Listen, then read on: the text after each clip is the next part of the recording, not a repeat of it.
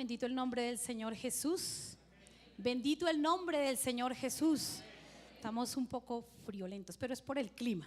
Bueno, les damos la bienvenida a todos los hermanos y a todos los amigos, como dice nuestro pastor. Hoy empezamos nuestro segundo módulo, Vida Cristiana. Entonces espero que lo disfruten. Algunos dirán, ay, eso ya lo sabemos. No, qué bueno recordarlo y tenerlo firme en nuestro corazón. Y para nuestros amigos que están aquí, bienvenidos, que conozcan qué es la Iglesia Pentecostal Unida de Colombia. Entonces, Escuela de Formación, Vida Cristiana. Nosotros, digamos, en este módulo hemos colocado un versículo lema, que es lo que identifica nuestra vida cristiana. Hay muchos, y lo vamos a leer antes de ver un video que queremos recordar la historia de nuestra iglesia. Y dice el pueblo de Dios, primera de Pedro 2:9: mas vosotros sois linaje escogido, real sacerdocio, nación santa, pueblo adquirido por Dios, para que anunciéis las virtudes de aquel que os llamó de las tinieblas a la luz admirable. Ese es un versículo precioso, como toda la palabra del Señor. Pero quiero que usted, hermano, en esta noche, amigo, se identifique y usted salga convencido hoy que usted es hijo de Dios, linaje escogido. Entonces vamos a ver el video. El hermano Edgar nos va a colaborar, un video de la historia de nuestra iglesia, y por favor póngale mucho cuidado, mucha atención, porque es bastante interesante.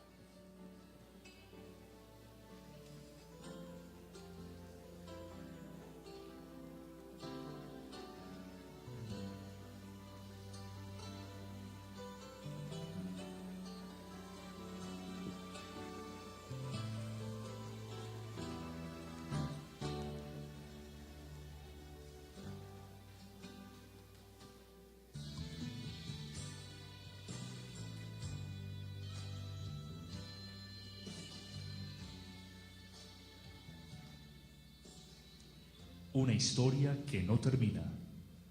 Era el miércoles 12 de mayo de 1937, cuando Axel Werner Larsen descendió del barco en Puerto Colombia, dando así comienzo a una de las historias más fascinantes: el nacimiento y desarrollo de la Iglesia Pentecostal Unida de Colombia. La familia misionera estaba compuesta por Axel Werner, su esposa Abigail y su pequeño hijo Kate, los cuales habían sido enviados por la Iglesia canadiense a Asambleas Pentecostales de Jesucristo. El misionero Larsen rememoraba 33 años después la sensación que vivió ese día, lo cual describió con las siguientes palabras: no había ni un colombiano presente en aquel día del mes de mayo de 1937, cuando salimos del barco marítimo, poniendo nuestros pies sobre la tierra de Colombia por primera vez. Pero el Señor de la mies estaba presente, dándonos la bienvenida a esa parte de su viña. 3 días después de estar en Barranquilla, llegó Carlos Bertol, un misionero interdenominacional, con el cual los Larsen tenían contactos desde el Canadá. Navegaron por el río Magdalena hasta Barranca Bermeja y luego por vía férrea hasta Bucaramanga. Ya en Bucaramanga viajaron a Málaga, oriente de Santander, para conocer la obra que los Bertol habían desarrollado y presenciar el bautismo de algunos creyentes. Fue en Loma del Salado, una finca cercana a Inciso, Santander, donde el misionero Larsen tuvo el privilegio de ver los primeros colombianos bautizándose en el nombre de Jesús y recibiendo el Espíritu Santo, hablando en lenguas. De regreso a Bucaramanga, los Larsen comenzaron la obra de manera definitiva. La ciudad de los parques se convirtió en su nuevo hogar y la plaza central en el primer escenario de evangelización. Una mesita, unas pocas Biblias y un hombre alto, delgado, de aspecto nórdico, comenzó a ofrecer Nuevos Testamentos y Biblias a los transeúntes. La hermana Abigail reunía los sábados a un grupo de niños para enseñarles la palabra de Dios y cánticos. Amelia Tobito fue la primera bautizada en el nombre de Jesús. Las primicias de la obra, ¡qué alegría! Meses después, algo intempestivo sucedió. La hermana Abigail tuvo complicaciones en su embarazo, hasta que finalmente murió afectada por la eclampsia al dar a luz una niña. Larsen, con mucho dolor, sepultó a la misionera que vino a dejar su corazón en Colombia, como lo había deseado. Yo sé que mi Redentor vive, figura en su epitafio. El misionero quedó con un niño de 2 años y medio y una recién nacida, sumido en la soledad y en la tristeza, en un país hostil a su labor y donde prácticamente no conocía a nadie. Del Canadá le enviaron un mensaje diciéndole que regresara, pero él, convencido de su llamado, envió otro diciendo: ha caído un soldado, manden refuerzos.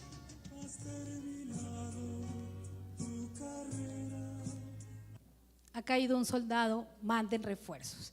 El video es bastante interesante y no lo vamos a ver todo porque esa es la primera tarea de hoy, para que lo terminen de ver en sus casas. Realmente es maravilloso la historia de la llegada del Evangelio en el nombre del Señor. Había en ese tiempo ya predicadores trinitarios, pero en el nombre del Señor no.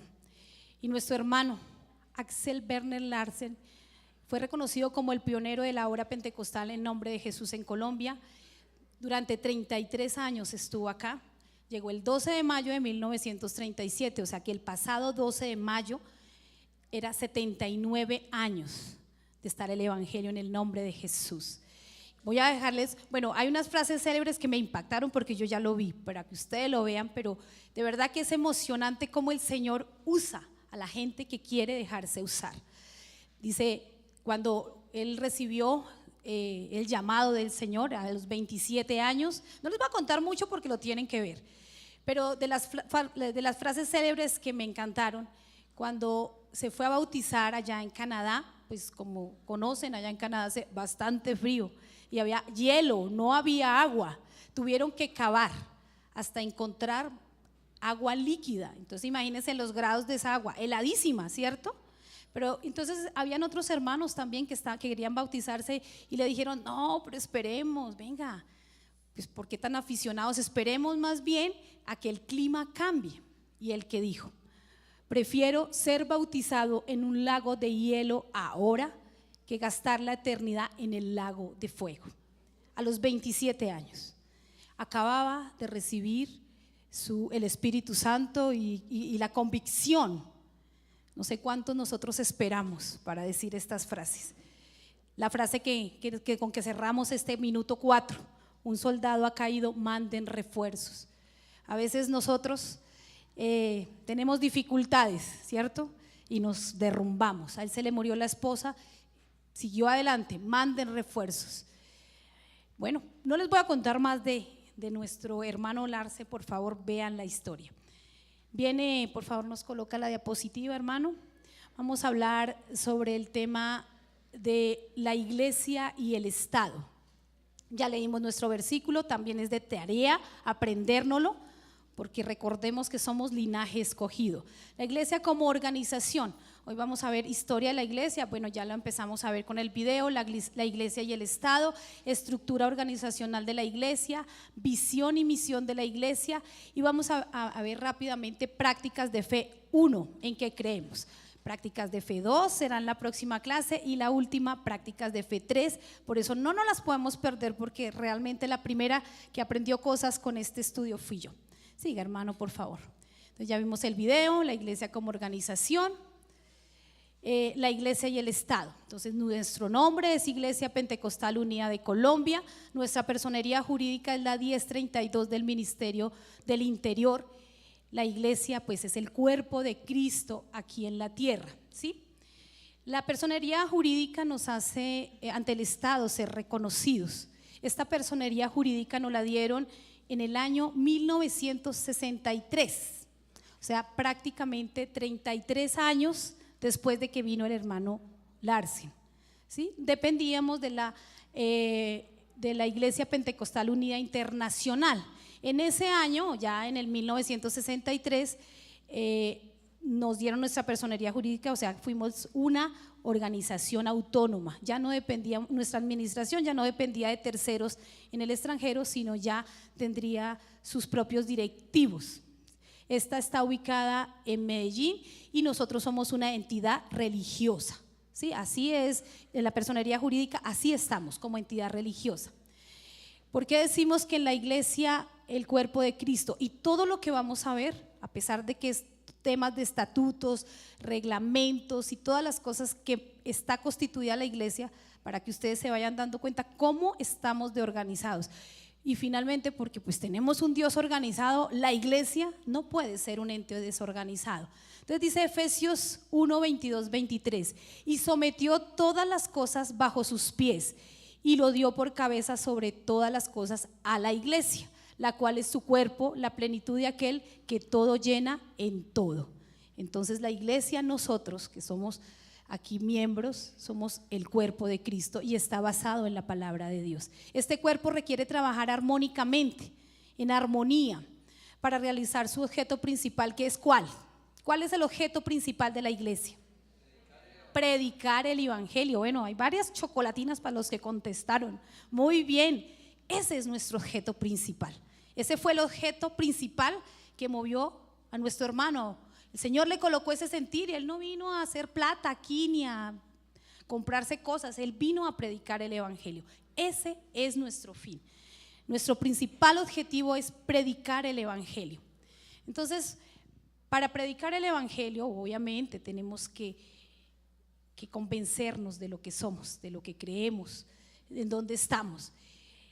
Y bueno, dice en la palabra del Señor que necesitamos trabajar armónicamente, o sea, juntamente, todos unidos. Para desarrollar esa hermosa labor que tenemos, debemos desarrollar artículos de fe. Entonces, artículos de fe que son las convicciones espirituales. Ahí nada es político ni nada social. Los artículos de fe que habla nuestro manual de la iglesia habla sobre las convicciones espirituales.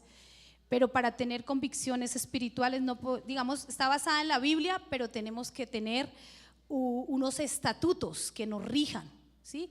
Entonces, reconocimiento como organización ante el Estado, dice que pues son principios bíblicos. Los estatutos nos permiten estar ante las entidades organizados. Para permanecer organizados es importante tener un reglamento interno. Yo sé que los que somos empleados conocemos el reglamento interno de nuestro trabajo, ¿cierto? Los que tienen empresa deben tener un reglamento interno, porque si no, nada funcionaría. Todos hacen lo que quieren, llegan a la hora que quieran, nosotros también. Por eso la organización de la iglesia me impactó cuando empecé a investigar, porque les voy a decir algo, suena feo, pero no somos una iglesia de garaje. No somos cualquiera, somos una organización establecida por Dios acá en la tierra. Bueno, entonces dice la obra con base eficiente de enseñanza y conductas basadas en la palabra de Dios. Por eso les decía, no es política, no es nada social, todos los estatutos, todo lo que vamos a ver es basado en la palabra de Dios. Bueno, también viene un tema que son los reglamentos. Bueno, ya miramos los reglamentos internos, organización autónoma, ya lo dijimos, que nosotros mismos como organización tenemos unos entes que ya lo vamos a mirar en nuestro organigrama para regular todas las actividades de la iglesia y obviamente ser testimonio también ante la sociedad, porque no vamos a ser una iglesia que no sabe cómo llevar su contabilidad, su secretariado, todo está muy organizado y hay un manual de funciones para todos los cargos y hay normas disciplinarias. Entonces también en el tema hay corrección ante alguna conducta anómala. Yo le preguntaba a mi pastor, estas normas disciplinarias son para los ministros de culto, para nuestros pastores. Y está también basado en la palabra de Dios, no lo vamos a leer ahorita, dice Salmo 39:11 y en Proverbios 16:6, que habla sobre la corrección a las faltas disciplinarias. Estas 4 guías es la que conforman nuestro manual de la iglesia. Algunos le dicen el libro negro porque las tapitas son negras, ¿sí?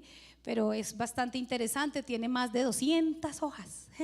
Para el que lo quiera leer con mucho gusto, acá en la iglesia está en secretaría y es un libro que se actualiza cada vez que hay una reforma y pues estamos esperando si hay alguna otra para actualizarlo, pero la última que tenemos es del año 2012.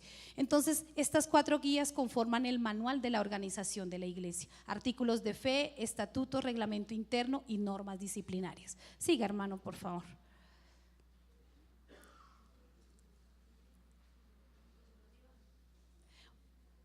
Por favor, la siguiente. Bueno, viene el organigrama. El organigrama es la estructura de la iglesia, cómo está conformada. Entonces, obviamente, indiscutiblemente, la cabeza es Jesucristo, que es nuestro Señor. Entonces viene la Asamblea General de Ministros, que es todos los pastores que tienen licencia local y licencia general y de ordenación. Gracias, pastor. Estoy aprendiendo también. Entonces, todos los de la Asamblea General viene y ellos de ahí eligen el presidente de nuestra iglesia. También viene el consistorio de ancianos, que son 9 directivos. Bueno, está el presidente, 2 vicepresidentes, ahí están misiones extranjeras, está obra social y escuela dominical planta, 9 hermanos del consistorio de ancianos. Viene una asamblea de directivos, que son los directivos a nivel nacional y distrital. Esta asamblea de directivos, la de arriba, porque uno dice, uy, pero son todas como iguales. Entonces, la Asamblea General de Ministros son todos los ministros de cultos, todos, absolutamente todos. Y la asamblea de directivos son los que ya tienen cargo. Amén. Siempre hay unos departamentos staff, que son los bracitos que hay a los lados. Habla sobre una fiscalía nacional, que es la persona que, aunque tiene voz, no tiene voto, pero revisa que todo lo que hagan, todos lo del organigrama, todos los presidentes, todos los tesoreros, todas las normas, todo se cumpla de acuerdo como fueron establecidas. Amén. Viene, bueno, la asamblea de directivos, asamblea distrital de ministros. Ellos a su vez tienen comité de asesores, fiscales distritales auxiliares, y también arribita el consistorio de ancianos tiene comité de asesores nacionales. Viene directivos distritales, que bueno, ahí sí, esa parte sí le iba a preguntar a nuestro pastor, ¿cuántos distritos hay, pastor? 30 distritos. Y cada distrito tiene 5 directivos. Entonces, ahí viene directivos, luego también ellos tienen su comité de asesores, y ya viene pastor de la iglesia, junta local, que a la vez están los comités, que aquí hay muchos miembros, y finalmente todos que somos los feligreses. Entonces, cuando ustedes se vean allá voltean y dicen, no, nosotros no somos tan importantes. Claro que sí, nuestra cabeza es lo todo, que es el Señor Jesucristo. Todos cumplen un papel importante, pero imagínense que si esta iglesia no tuviera los fieles, pues no habría comité, ¿cierto? Ni habría junta local, ni habría pastor.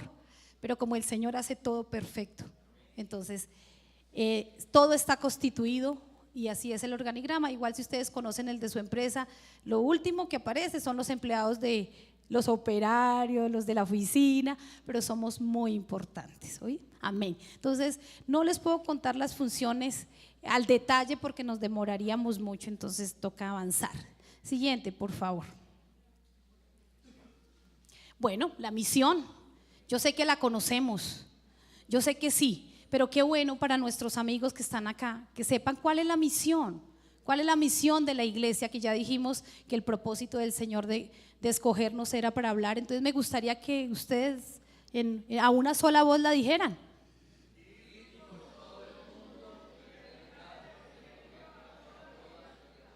Por todo el mundo y a toda criatura. Amén. Siguiente, por favor. Y la visión quiero que también la digamos todos.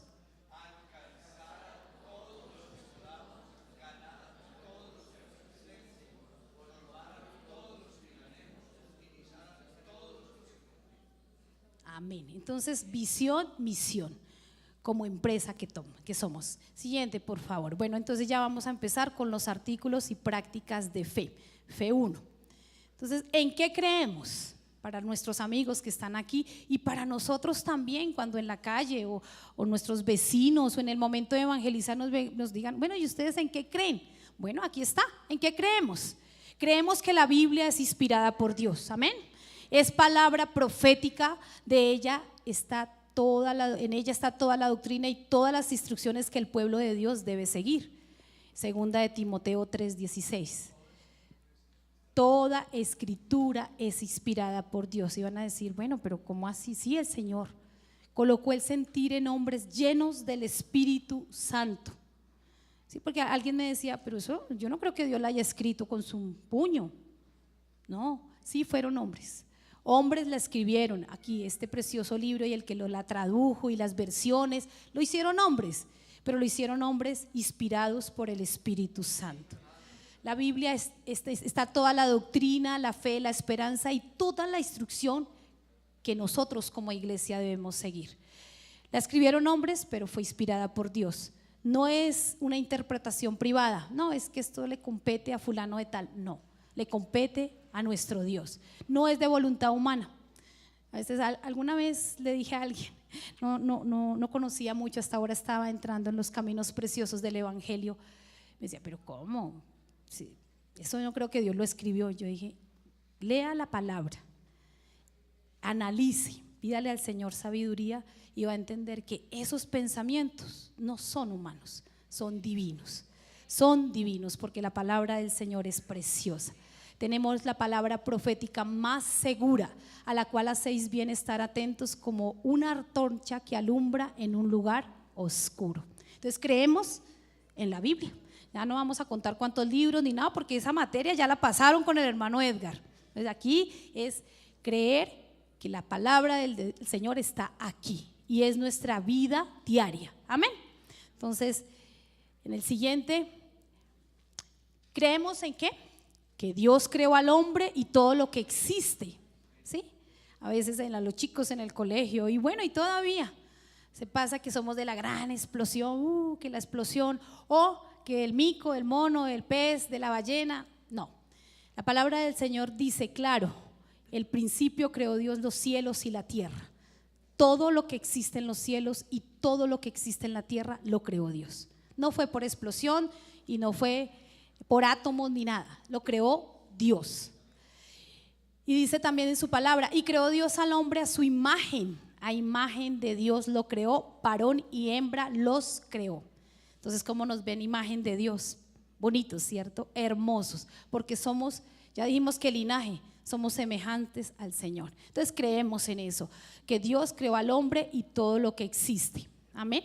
Entonces ahí están las citas bíblicas para que ustedes amplíen en su casa y puedan mirar de pronto, venga, ¿y qué hizo el primer día? ¿Y qué hizo el segundo día? ¿Y qué hizo mire, de verdad que uno metiéndose en la palabra del Señor se mete en esa aventura que uno como que se traslada ya. Yo los invito a que lo hagan porque es maravilloso.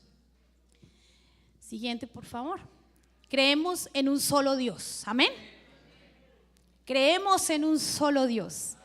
Dice la palabra del Señor en Deuteronomio 6. Vamos a leerlo rápidamente. A ver, el que primero lo encuentra se para y lo lee. A ver, rápidamente, esto es una escuela de formación, vamos a tener la Biblia, el cuaderno, el lápiz y todo porque estamos aprendiendo cosas maravillosas. A ver, ¿quién lo encontró? Oye Israel, Jehová, uno es. Y bueno, de pronto dirán, no, pero eso es en el Antiguo Testamento, eso es allá. Entonces, ¿qué dice Marcos 12:29? A ver, otros sabedor de la palabra, lector de la palabra. Marcos 12:29, duro, que la iglesia escuche. Jesús le respondió, el primer mandamiento de todos es, oye Israel, el Señor nuestro Dios, el Señor uno es. Amén.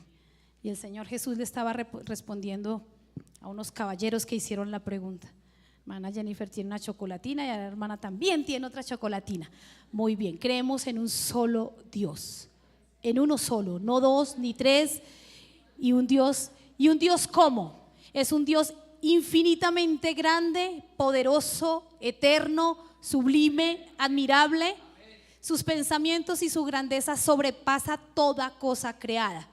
Entonces, por si de pronto pensamos que es un Dios limitado, no, es un Dios grande, que es omnipotente, omnisciente y omnipresente. Omnipotente es, ¿qué es? Todopoderoso, amén. Omnisciente, que todo lo sabe, que todo lo conoce. Y omnipresente, está en todo lugar y en todo tiempo. No, hermano, los hermanos están listos ya, están súper listos, qué bueno. Si lo quieren anotar para que lo lean con textos bíblicos, porque es poderoso, los amigos que están aquí. Todo omnisciente, todopoderoso, el texto bíblico está en Jeremías 32:17. Omnisciente está en Primera de Juan 3:20. La palabra lo dice en todo su esplendor desde Génesis hasta el último libro, pero pues escogí esos versículos donde dan el poderío del Señor. Y omnipresente, que está en todo lugar y todo tiempo, está en el Salmo 139 del 7 al 12. ¿Por qué es bueno? Porque pues aquí estamos haciendo un repaso muy general.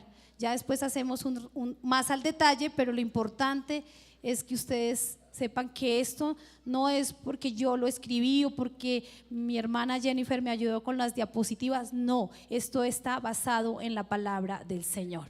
Siguiente, hermano. Creemos en el nombre. Cuando hablábamos del principio de la historia, decíamos que venían iglesias trinitarias y no habían tenido auge, pero vino nuestro hermano Larsen y habló en el nombre de Jesús. Una iglesia que ya lleva 79 años.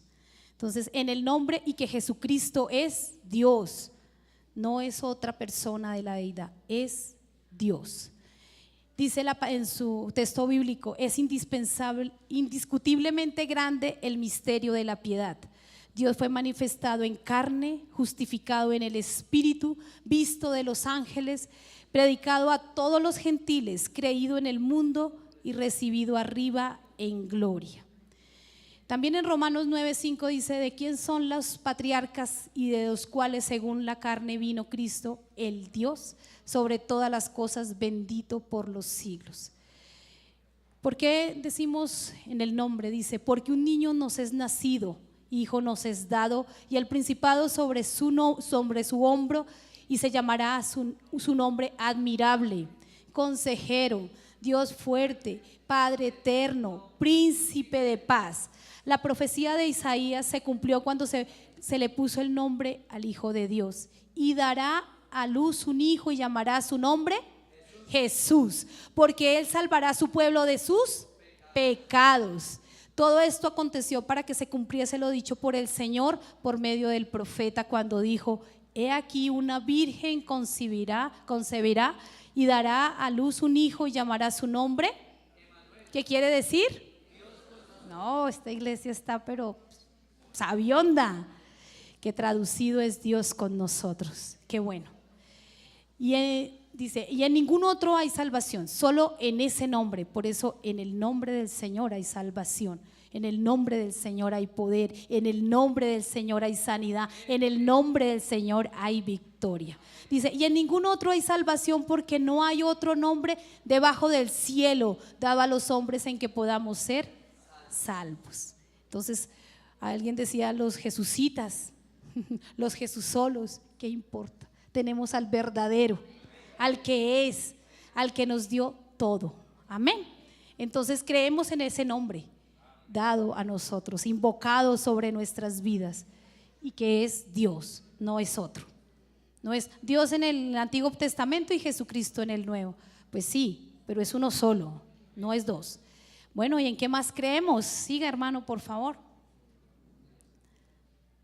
Creemos que por un hombre entró el pecado, porque algunos dirán: bueno, pero ustedes son salvos ¿de qué? ¿De qué son salvos? ¿Yo pecador? No, yo no soy pecador, yo no mato, no robo, yo no hago nada de esas cosas. ¿De qué voy a ser salvo? La palabra del Señor dice: por el pecado de desobediencia, Adán y Eva, los primeros de la raza humana, cayeron de su santo estado y Dios los expulsó del Edén. Salieron de la gracia de Dios. Y dice también que por tanto, como el pecado entró al mundo por un hombre, y por el pecado la muerte, así la muerte pasó a todos los hombres por cuanto todos pecamos. Ahí dice pecaron, pero realmente pecamos, ¿sí? Eso fue Adán, eso fue Eva que le dio la manzana. No, la desobediencia de un hombre entró el pecado. Entonces dice: he aquí solamente esto he hallado, que Dios hizo al hombre recto, pero ellos buscaron muchas perversiones. Y no solamente Adán, sino de ahí para adelante todas las generaciones. Y bueno, incluyámonos en esta generación, porque hay mucha perversidad. El Señor nos hizo rectos, nos hizo a su imagen, nos hizo perfectos, pero nosotros nos pervertimos. Amén. Pero bueno, hay grandes noticias, sigamos creyendo. En la siguiente diapositiva. Creemos que la gracia de Dios nos da salvación. Amén. La gracia es el favor, es un favor inmerecido. Esto no es que nosotros no lo ganamos. Ay, no, la hermana Algalusi, ella. No, es un favor inmerecido. ¿Por qué es el favor inmerecido? Porque nosotros no nos lo merecíamos. Pero finalmente en el amor de Dios tan grande, por el cual Dios rescata al hombre, habilitándolo a una vida nueva. O sea, hay oportunidad, pasando por alto sus pecados. Dice, porque por gracia sois salvos por medio de la fe, y esto no por vosotros, o por nosotros no es, pues es don de Dios. Porque la gracia de Dios se ha manifestado para salvación a todos los hombres, enseñándonos que renunciando a la impiedad y a los deseos mundanos, vivamos en este siglo sobria, justa y piadosamente. Dice también, pues la ley por medio de Moisés fue dada, pero la gracia y la verdad vinieron por medio de Jesucristo. Léalo, está en Juan 1:17. Dice, siendo justificados gratuitamente por su gracia, mediante la redención que es en Cristo, quien Dios puso como propiciación por medio de la fe en su sangre, para manifestar su justicia a causa de haber pasado por alto en su paciencia los pecados pasados. Búsquelo, está en Romanos 3:24. Todo es fundamentado en la palabra del Señor. El cristiano debe guardarse, debe cuidarse todos los días. O sea, el tema se llama vida cristiana, pero quisimos iniciar con la historia de la iglesia, con lo que creemos. El amor de Dios todos los días nos acompaña. La salvación está dada. El Espíritu Santo, que también más adelante veremos cómo es el sello del Espíritu Santo y que es una promesa dada, lo podemos tener. La salvación es un regalo del Señor. A través de su sangre en la cruz del Calvario, limpió el acta de decretos de usted, amigo, de usted, hermano, y de mí. La limpió para tener esa vida nueva. Pasó por alto nuestros pecados. Así que de cada uno de nosotros dependemos, o depende cuidar esa salvación. La salvación el Señor nos la dio gratis. Para nuestros amigos que están aquí, que la quieran recibir, es gratis. No hay que hacer grandes cosas, porque ya dijimos que no es por nuestra gracia ni por nuestras fuerzas, sino por la gracia del Señor. Pero sí somos los que podemos ocasionar que esa gracia o que esa salvación la perdamos. Amén. Estamos corriendo un poco, perdónenme si hablo muy rápido, pero bueno, aquí están los textos bíblicos. Esa es, digamos que nuestra última diapositiva. Nos faltan otros temas, pero ya por el tiempo que ha corrido no los vamos a mencionar hoy, pero sí la reflexión de esta hora. Y queremos, hermano, que usted en su parecer, en su conciencia, en su intimidad con Dios, siendo escogido, siendo el linaje, siendo el llamado, pueda entender, o podamos entender, porque me incluyo, el propósito que Dios tiene, o no tuvo, tiene con usted en este momento. Vino un hombre X, un hombre que no conocía del Señor, pero prestó su oído en alguna campaña. Dice que fue en una campaña evangelística. Este hombre, este hermano Larsen, escuchó varias veces el llamado. ¿Quieren ser salvos? Y a él como que eso no lo motivó. Como en la tercera o cuarta charla de la campaña, el predicador ya no dijo quieren ser salvos, dijo quién está listo para irse con Cristo Jesús en esta hora. Y él levantó su mano. Y desde ese momento fue un convencido de lo que había recibido, de lo que el Señor le había dado. Y fue él, al llegar a esta tierra, que multiplicó con todos los hermanos que estuvieron a su lado esta obra maravillosa. Se escriben cosas, leímos muchas historias en YouTube, todo lo que está escrito de este hermano con sus características, que no le importaba más sino predicar el evangelio, no importándole las circunstancias que tuvieran que pasar. Y nosotros ¿cómo estamos con ese propósito de Dios? Solo venimos a escuchar, Solo venimos a sentarnos y escuchar un día más lo que el Señor ya nos ha dicho por mucho tiempo.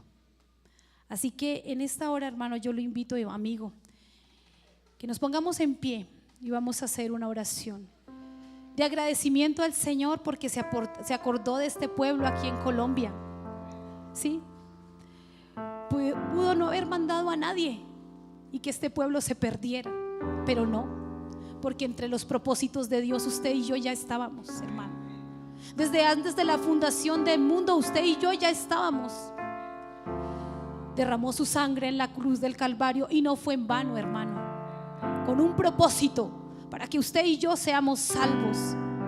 Sí, la historia de la iglesia, organigramas, normas, reglamentos, muy bien, porque somos una organización hecha con la mano de Dios.